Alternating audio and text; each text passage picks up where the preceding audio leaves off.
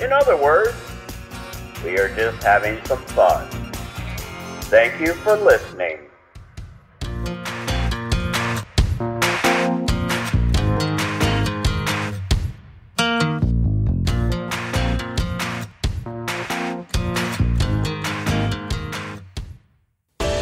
This has been a transmission of the Podfix Network.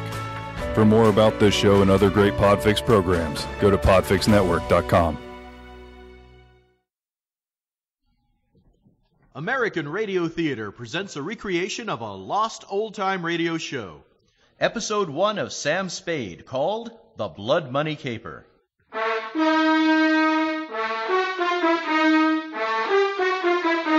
The hair-raising adventures of Sam Spade, detective, brought to you by the makers of Wild Root Cream Oil for the hair.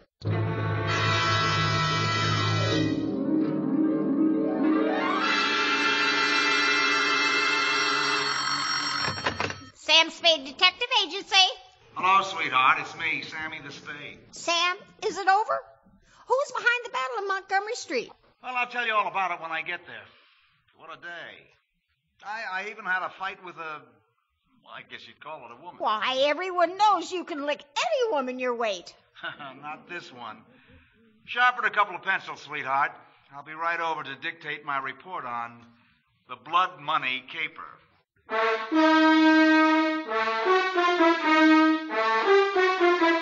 The Adventures of Sam Spade, presented each Sunday by Wild Root Cream Oil, the non-alcoholic hair tonic that will put your hair back in place again, grooming it neatly, naturally, the way you want it.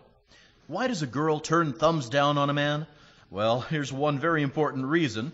According to a recent survey, 97 out of 100 girls dislike a man whose hair is either unkempt or too slicked down.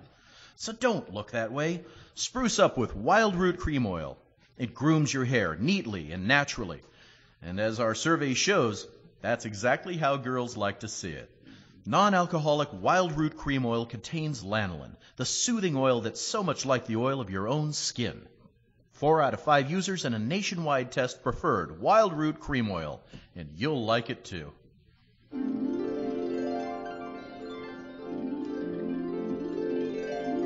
And now, Wild Root brings to the air the greatest private detective of them all in The Adventures of Sam Spade.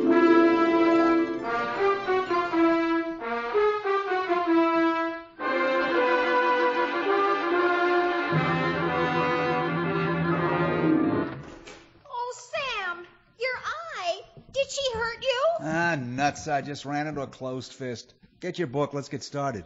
Get any of the $10 million, Sam? Yeah, all of it. But there's a hole in my pants pocket. Come on, shake the lead out of your pencil. Look what I got, Sam. It writes underwater. Well, for this report, you'll need one that writes under Humphrey Bogart. Put it on our best stationery. It's going to the president of the Golden Gate Trust Company.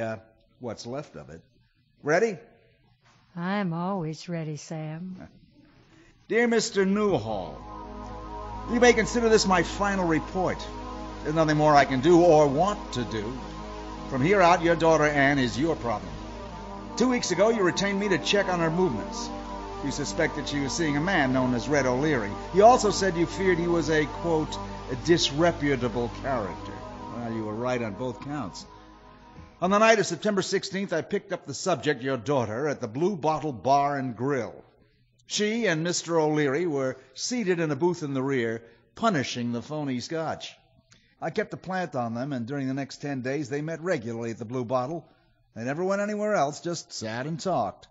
That is, Anne talked, Red listened. This routine continued until last night. I trailed them to a joint called Big Flora's on Telegraph Hill. I cooled my heels outside for a while, and I then went in after them. Another one over here. Big Flora's was a new gin mill on the hill. Well, it had been going less than a month, but it was going strong.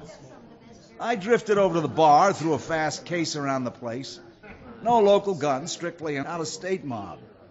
O'Leary and your daughter were in a side booth. Big Flora herself pinned me with a look when I entered.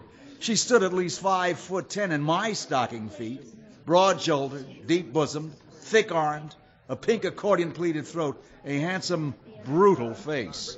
Just get in town, dearie? Or are you the local talent? I'm from KC. That make you happy?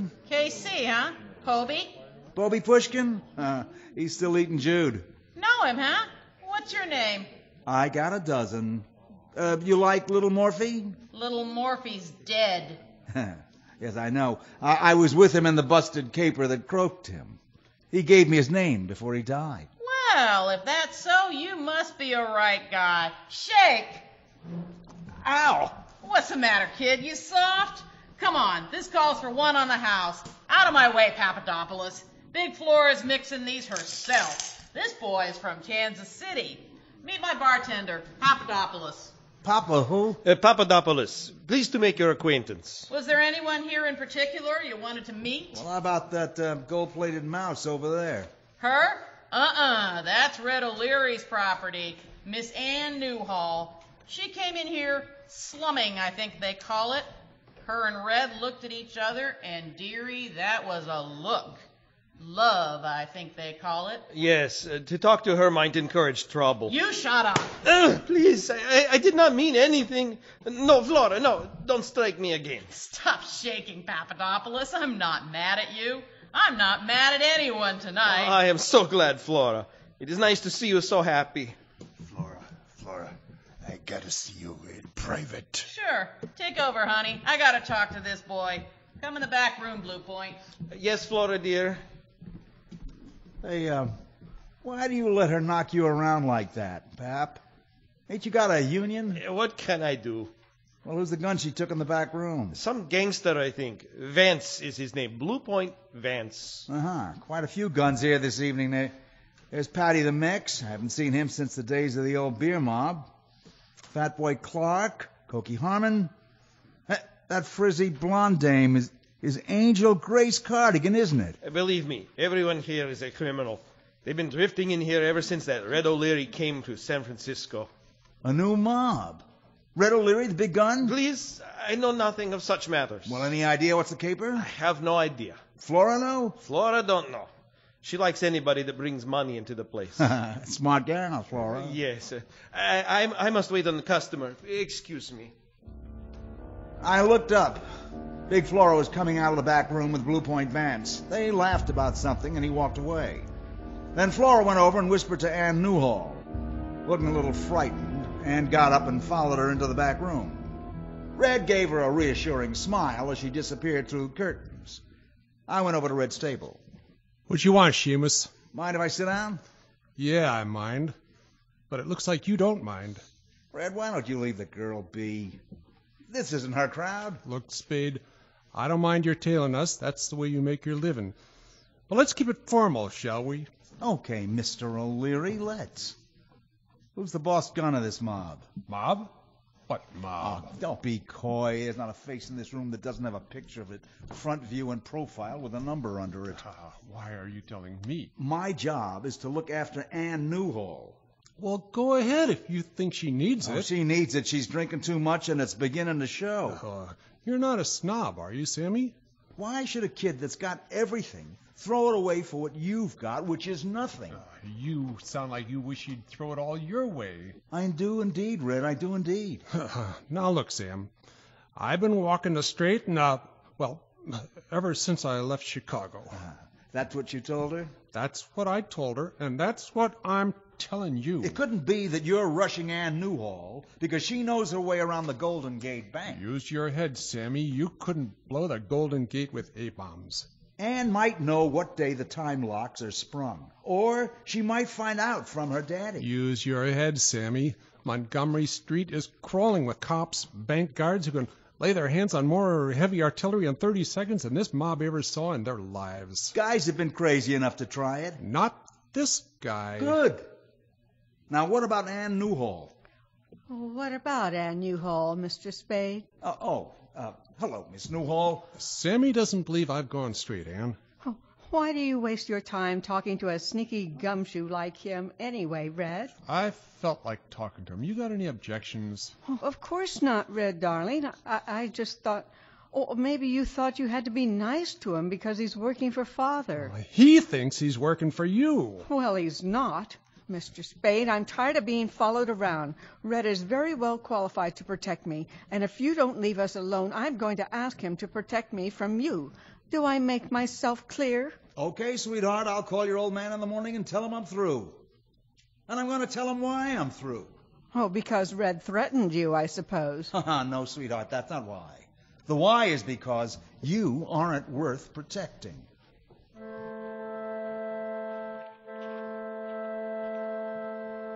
I went home, tried to forget Ann Newhall. I did pretty nearly. But I couldn't shake the hunch I had about the mob in Big Flora's place. I kept thinking about them and about your bank, Mr. Newhall, your bank, and the bank that faced it across the street on Montgomery. It contained a good part of the cash money in the city of San Francisco. For a mob of cheap gunsels to knock over every one of those banks would be like splitting Gibraltar with a BB gun. But supposing the cops were really masterminded, 100 really tough guns, they might crack both of them at once. I'd counted 30 in Big Flora's alone, and they were still coming in when I left. It was a cute hunch, but wild. I decided to sleep on it, and next morning I was reaching for the phone to call you. Oh, and it rang. Yes? Mr. Spade, this is Taylor Newhall. Oh, yes, Mr. Newhall. I was just going to call you. About your daughter. Yes, Mr. Spade, about my daughter. There's no point in your continuing on that job. I've decided that Mr. O'Leary is all right.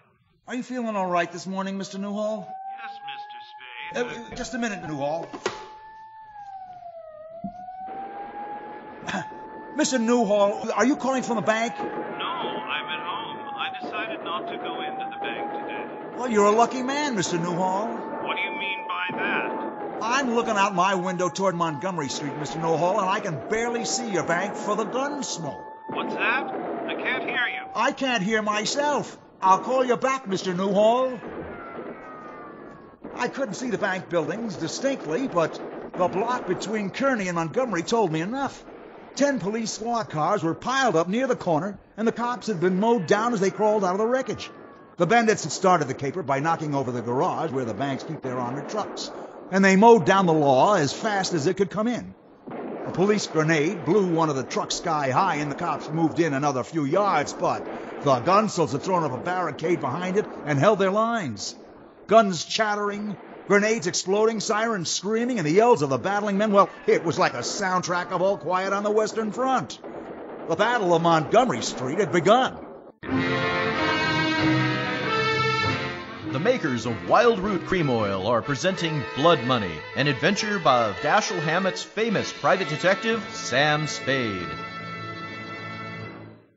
In just 21 words, I can sum up for you the reason why more and more men are using Wild Root Cream Oil all the time. And here they are. Mainly because Wild Root Cream Oil has the advantages that men expect from a fine hair tonic without the disadvantages they sometimes find. Yes, that's the gist of it. Now, what real man wants a tonic that plasters his hair and gives it that greasy, sissified look? Well, Wild Root Cream Oil never does that. It grooms your hair naturally, without a trace of that slick-down appearance. And what man wants a hair tonic that makes him smell like a perfume factory? Wild Root Cream Oil never does that either. This grand, non-alcoholic product has just a slight masculine fragrance.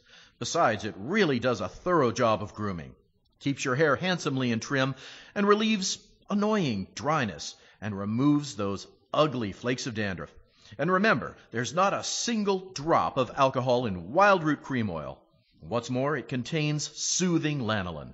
So get your big economy size at the drug or toilet goods counter near you. And next time you visit your barber, ask him to use Wild Root Cream Oil on your hair.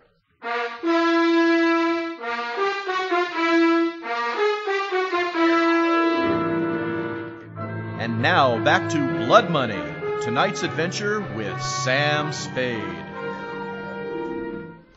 By 12 o'clock, the Battle of Montgomery Street was over. On the desk in my office, the afternoon papers screamed the news of the Seamen's National and Golden Gate Trust double looting in 5 colors. The returns weren't all in yet, but the score stood at 16 coppers knocked off, 3 times that many wounded, and 12 innocent spectators, bank clerks and the like, killed. The bandits had lost 7 known dead and 31 prisoners. The others, 100 odd,